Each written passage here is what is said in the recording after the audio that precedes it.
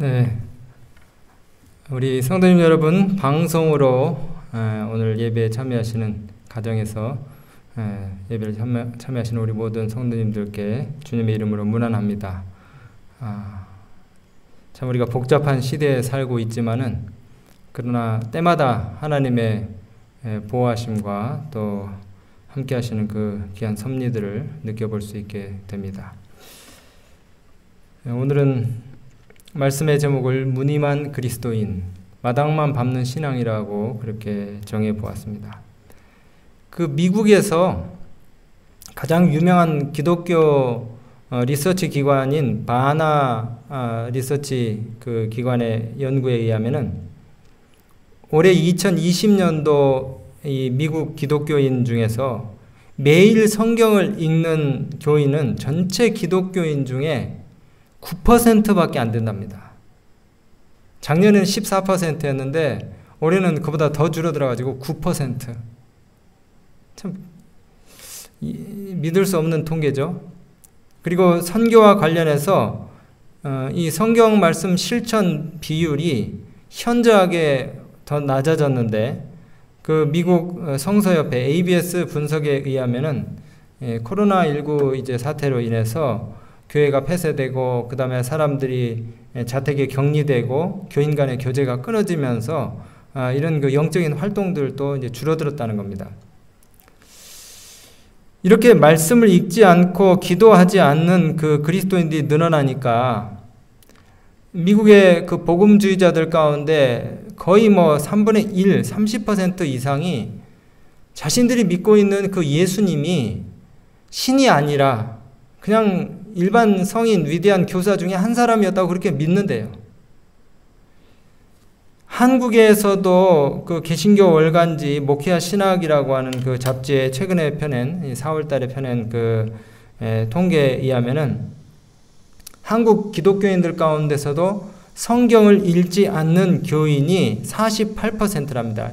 일주일에 한 번 읽거나 아니면 아예 안 읽고 신앙생활하는 사람이 48%.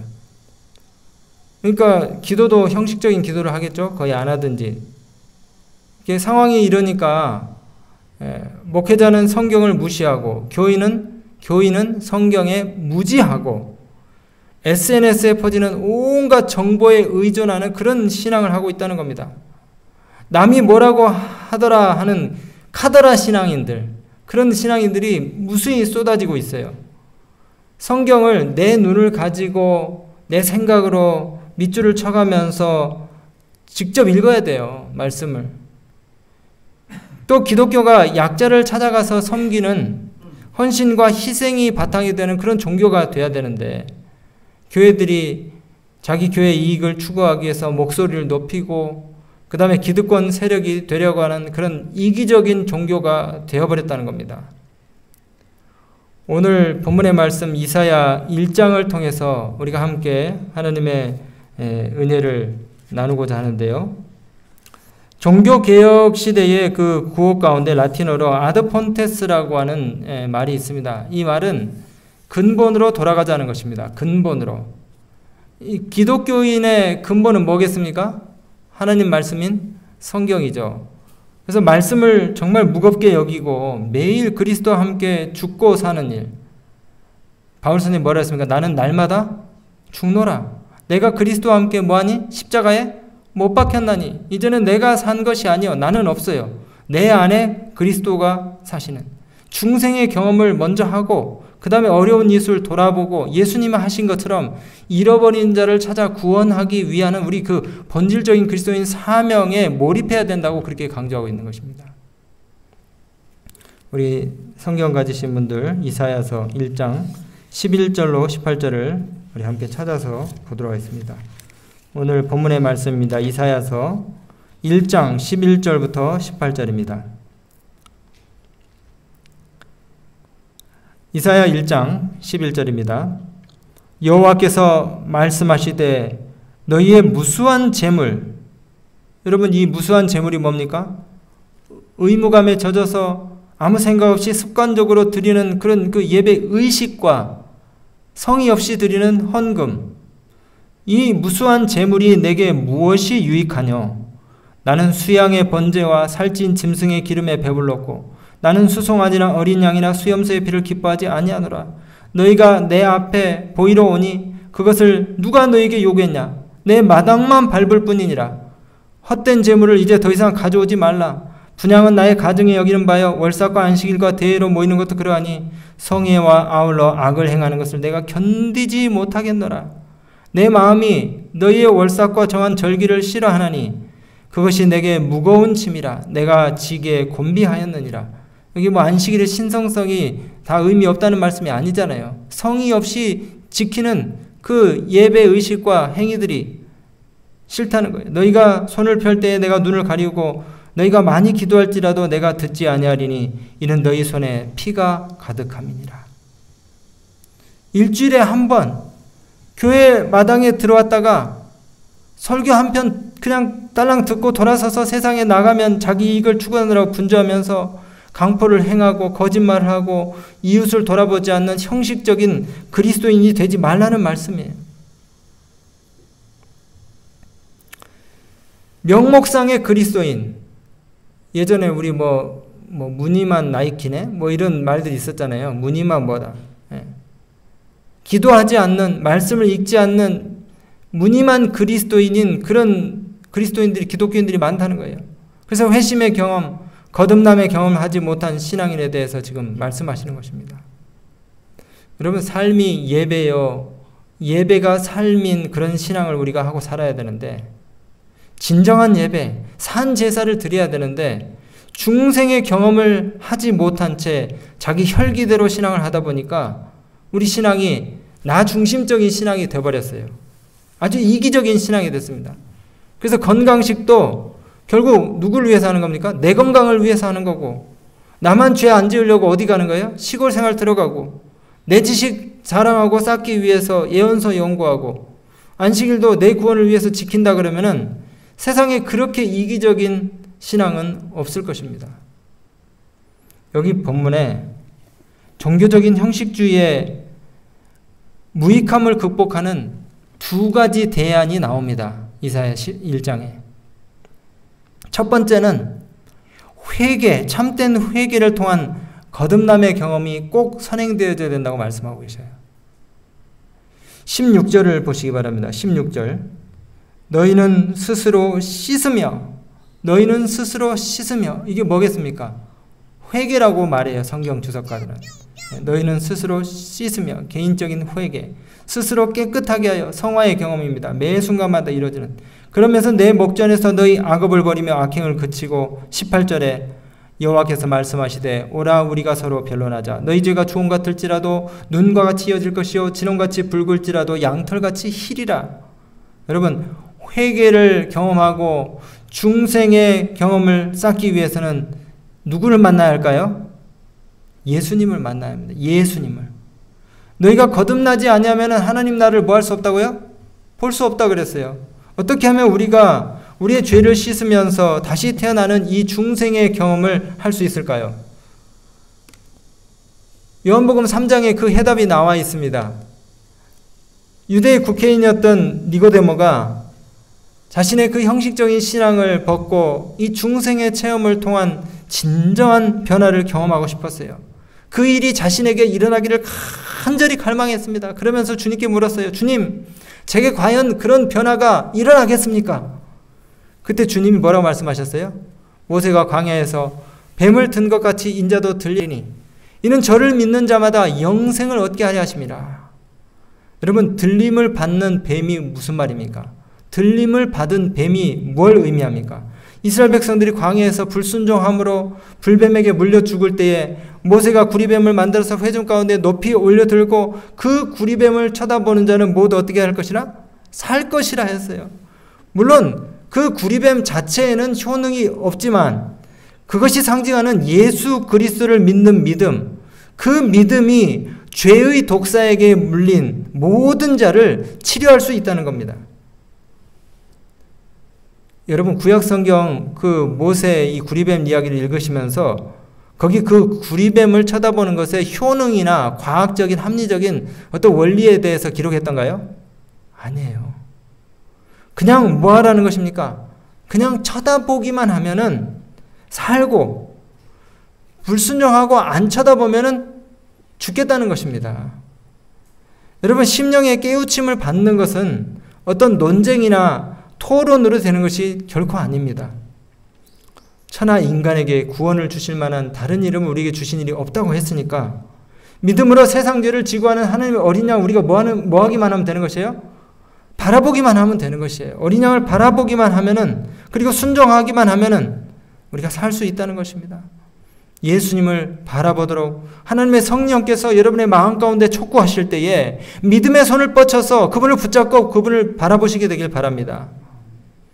여러분, 그러면은 우리가 예수님을 바라본다는 것이 도대체 무엇을 의미하는가? 어떻게 예수님을 바라볼 수 있는가 또 궁금하시잖아요. 간단합니다. 그것은 여러분들의 생각 속에 그분을 두는 것입니다. 자주 말씀을 읽고 그분의 생애를 묵상하고 입버릇처럼 우리가 이렇게 기도하는 거예요. 주님, 제 마음속에 하나님과 원수가 되는 육신의 모든 생각들을 제거해 주십시오. 마음에서 나오는 악한 생각, 미움, 살인, 간음, 음란, 도적질, 거짓 증거, 회방 다 제거해 주시고 제 마음의 근원, 생임이 정결하게 도와주십시오. 경건의 모양만 가진 그런 껍데기 신앙인이 아니라 본성이 위로부터 변화되는 새 생명을 받게 해주십시오. 거듭나지 않으면 하나님 나를 볼 수 없다 그랬으니까 제가 참된 변화를 경험할 수 있는 중생의 체험을 하게 해주십시오 라고 그렇게 우리가 마음으로 기도하면서 우리의 생각 속에 예수님을 담아두는 것입니다. 그게 바로 예수님을 바라보는 것이에요. 여러분, 지금 우리가 사는 이 시대는 우리가 입버릇처럼 최근에 늘 얘기하는 대로 역대급 시대입니다. 역대급 시대. 전대미문에 여지껏 살면서 한 번도 경험해보지 못했던 일들을 우리가 겪고 있어요.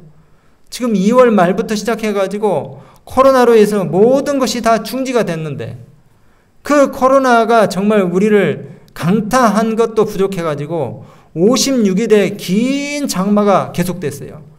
근데 그게 끝나기도 무섭게 15일 만에 세 차례의 큰 태풍이 지금 오고 있습니다. 이제 내일 모레 월요일 날도 또 태풍이 온다 그러잖아요. 그러면서도 우리가 정말 중요한 것은 우리가 뭘 잊고 사는지를 모른다는 것입니다. 스스로 깨닫지 못하고 감지하지 못하면서 그냥 산다는 것이에요. 이런 때에 우리가 시세를 분별하고 각성하고 또 시대를 분별할 줄 아는 지혜를 얻으면서 신앙의 깊이를 우리가 경험해야 되는데, 부흥을 경험해야 되는데, 여러분, 이 부흥이라는 것은 침례자를 많이 내고 건물을 크게 짓는 것이 결코 아닙니다. 오늘 이 시대에 교회가 가장 심각한 필요를 느껴야 되는 것이 뭘까요? 그것은 와이프님께서 말씀하신 것처럼 경건의 부흥입니다. 경건의 부흥, 신앙 부흥.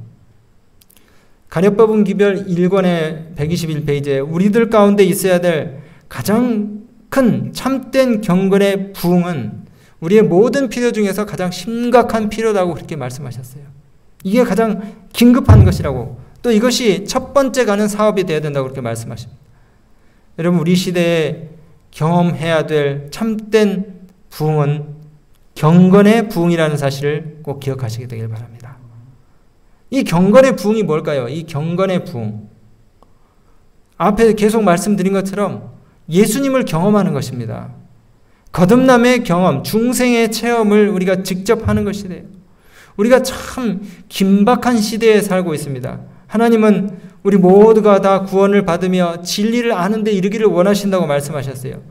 우리가 구원받기 위해서 알아야 될 진리가 무엇일까요?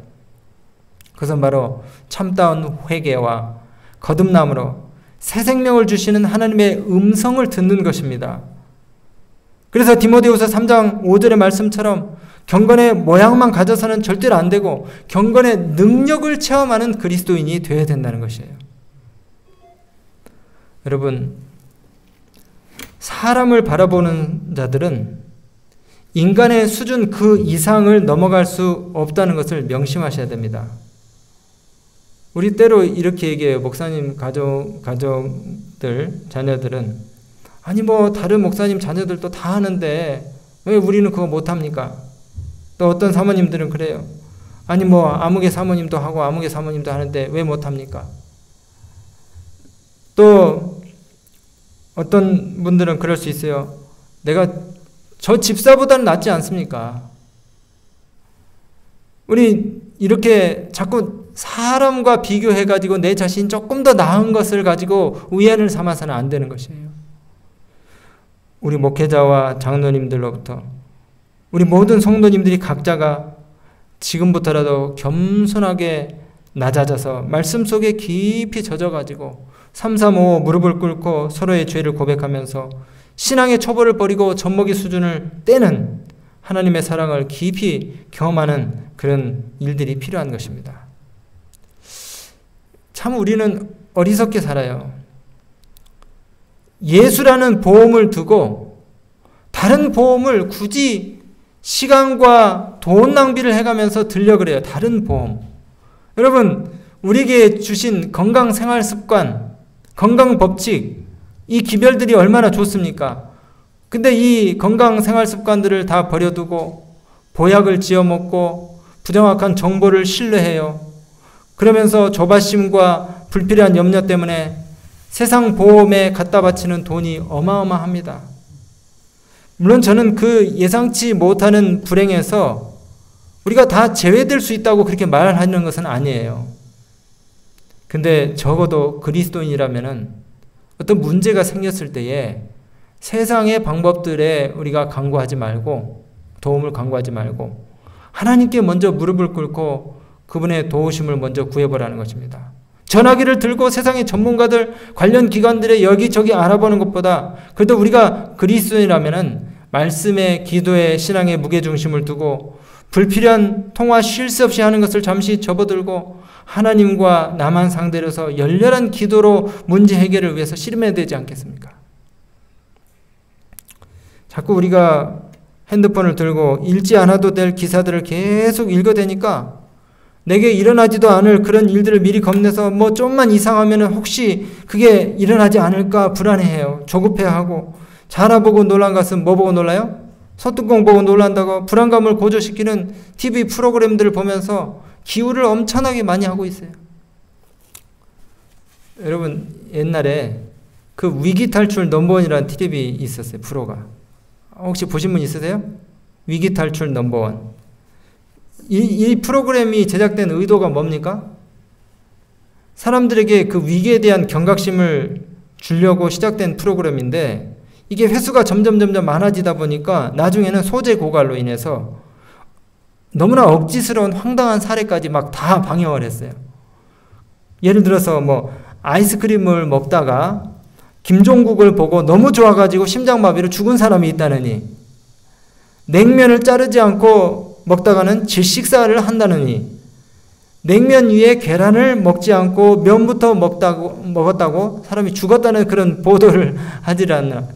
참 희한한 그런 보도 많이 했어요. 변기 뚜껑을 안 닫아가지고 화장실 오염과 그 다음에 그것으로 인해서 폐혈증이 생겨가지고 무슨 안구 손상이 생겼다느니 너무 얼토당토하는 황당한 그런 방영분들이 있었습니다. 그래서 한동안 저희 아이들도 그걸 이제 보다가 어떤 날은 살짝 못에 스치기만 해도 아빠 혹시 파상풍 걸려가지고 나 죽는 거 아니야? 이렇게 참 이 텔레비 프로가 아주 무섭습니다. 핸드폰에 나오는 거짓 그 가짜 정보들도 마찬가지예요. 아주 말도 안 되는 쓰레기 정보들을 우리가 핸드폰에서 다 주워 모아가지고 근심 걱정거리로 머리를 가득 채우는 것이에요. 그러니 머릿속에 말씀이 들어갈 자리가 없는 것이에요. 말씀을 보려고 해도 집중이 안 되는 것입니다. 여러분 핸드폰을 좀 내려놓고 우리가 젖먹이 신앙에서 벗어나기 위해서 말씀에 좀 집중할 수 있는 그런 습관을 들여야 되겠어요. 그리고 자라남의 경험을 우리가 하면 참 좋겠어요.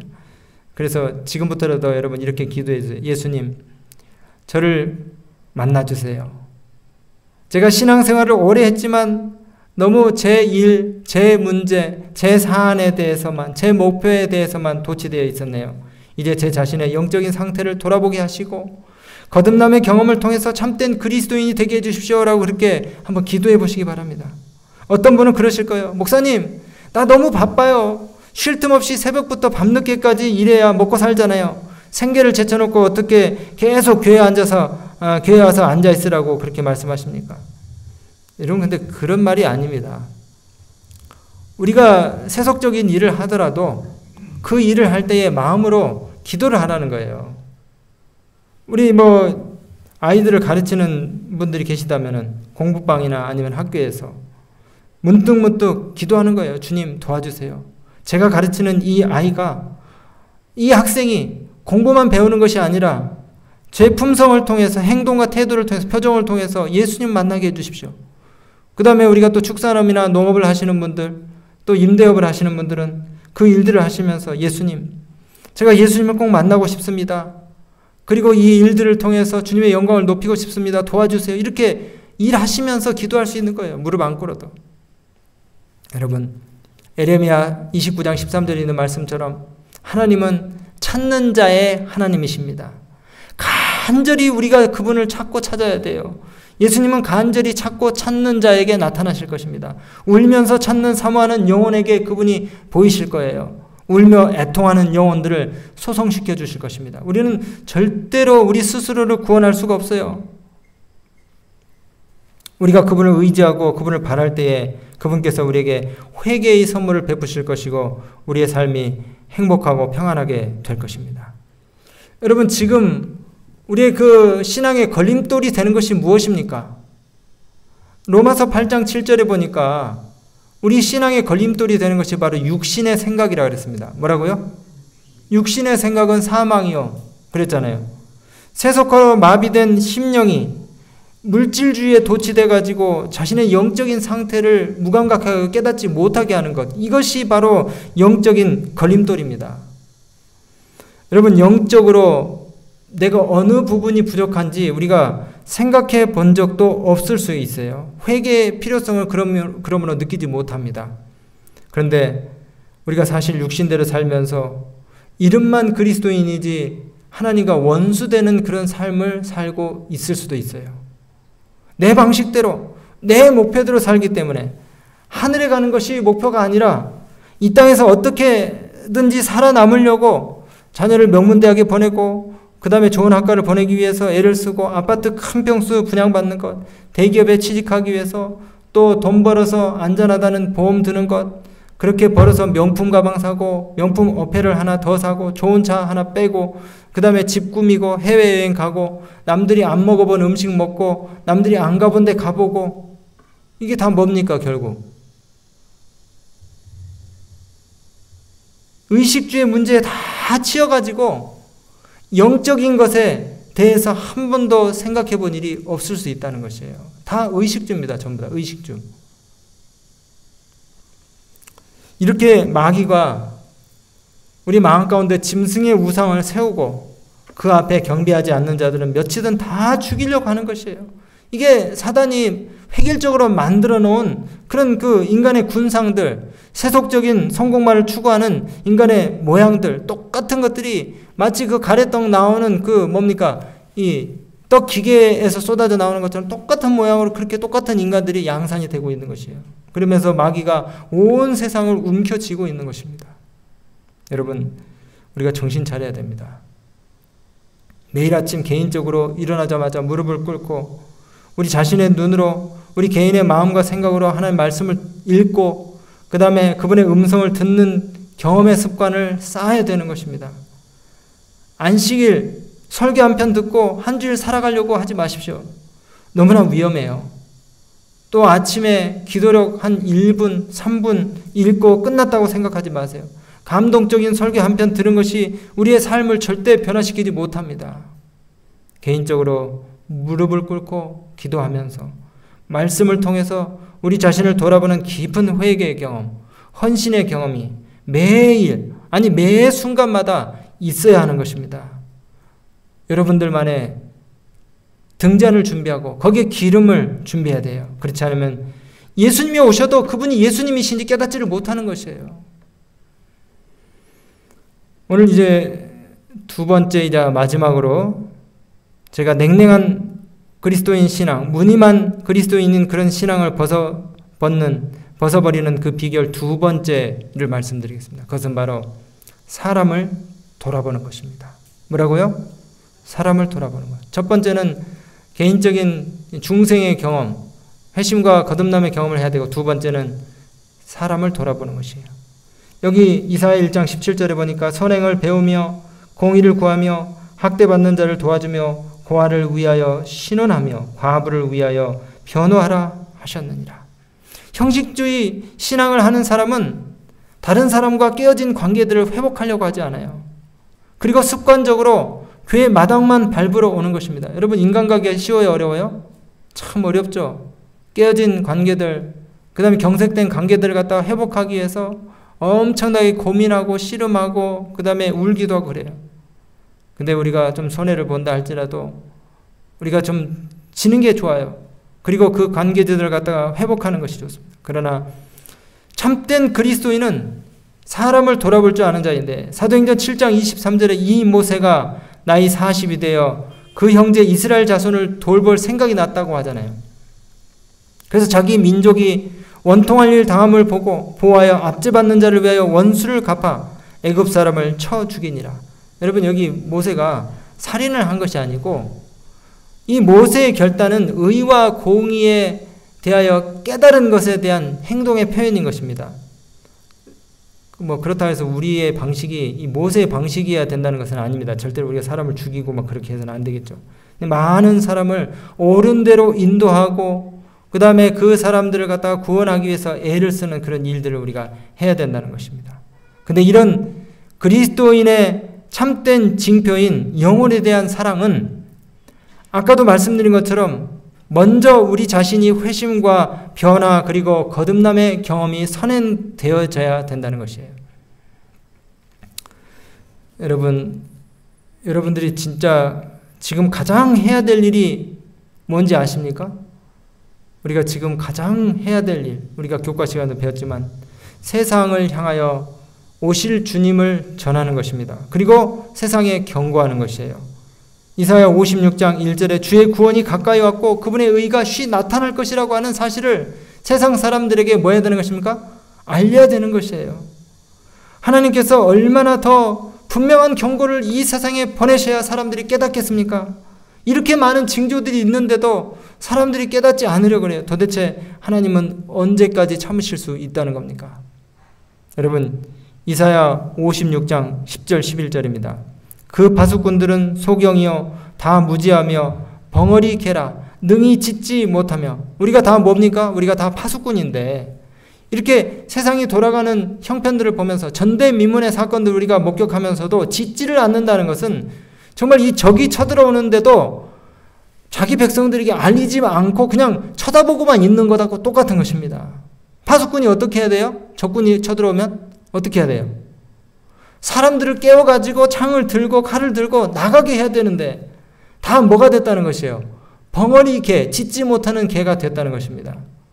만나는 사람들에게 전도지를 전하고 생활전도를 통해서 예수님을 소개하고 해야 된다. 여러분, 엊그저께 태풍 마이삭이 지나갔잖아요. 2020년 9월 3일이에요. 강원도 평창에서 아마 들어보신 분도 있습니다. 그 진부면 송정교라고 하는 다리가 물에 불어가지고 유실되기 28초 전이에요. 28초 전. 아침 7시 28분에 주민 하나가 출근을 하려고 승용차를 타고 이 다리를 이미 진입을 해가지고 절반가량 오는데 다른 주민 가운데 한 사람은 반대편에서 막 손살을 치면서 오면 안 된다고 이렇게 막 돌아가라고 호소했어요. 그리고 난 다음에 이 차가 뒤로 빠졌는데 그 다리 중간 부분이 폭삭 주저앉아가지고 유실이 됐어요. 얼마나 감사합니까? 얼마나 감사해요. 이 한 사람이 어떻게 했어요? 다른 사람을 살리기 위해서 경고를 하고 그 소식을 알렸잖아요. 그러니까 생명을 구하게 됐어요. 그 파수꾼들은 소경이여 다 무지하며 벙어리 개라 능히 짖지 못하며 다 꿈꾸는 자여 누운 자여 잠자기를 좋아하는 자니 이 개들은 탐욕이 심하여 족한 줄을 알지 못하는 자요 그들은 몰각한 목자들이라 다 자기 길로 돌이키며 어디에 있는 자이든지 자기 이익만 도모하며 피차 이르기를 오라 내가 포도주를 가져오리라 우리가 독주를 잔뜩 먹자 내일도 오늘같이 또 크게 넘치리라 하느니라. 자기 즐거움에 도취돼가지고 다른 사람의 구원을 위해서 일하지 못하는 그런 그 벙어리 개와 같은. 각시대대증 70페이지에 그리스도인의 정신은 전도의 정신이다. 거듭난 마음속에 제일 먼저 생기는 충동은 다른 사람들을 또한 구주께로 인도하고자 하는 충동이다. 여러분, 우리가 진정으로 거듭난 그리스도인이라면은 사람들을 주께로 인도하고자 하는 간절한 열망과 함께 우리의 시간과 에너지를 거기에 쏟아야 합니다. 결과는 누가 책임지십니까? 결과는 하나님이 책임지시는 것이에요. 우리는 단지 그냥 나팔 소리만 내면 되는 것입니다. 오늘 저는 말씀 마치면서 저와 여러분 모두가 돌아오는 한 주일 동안 예수님을 여러분 생각 속에 모셔드리고 변화시키는 하나님의 능력을 매 순간마다 경험하시고 사람들을 구주께로 인도하기 위해서 주님께서 분부하신 그 일을 행하시는 무늬만 그리스도인이 아닌 진정으로 거듭난 그런 그리스도인이 다 되시길 바라면서 오늘 말씀을 마치겠습니다.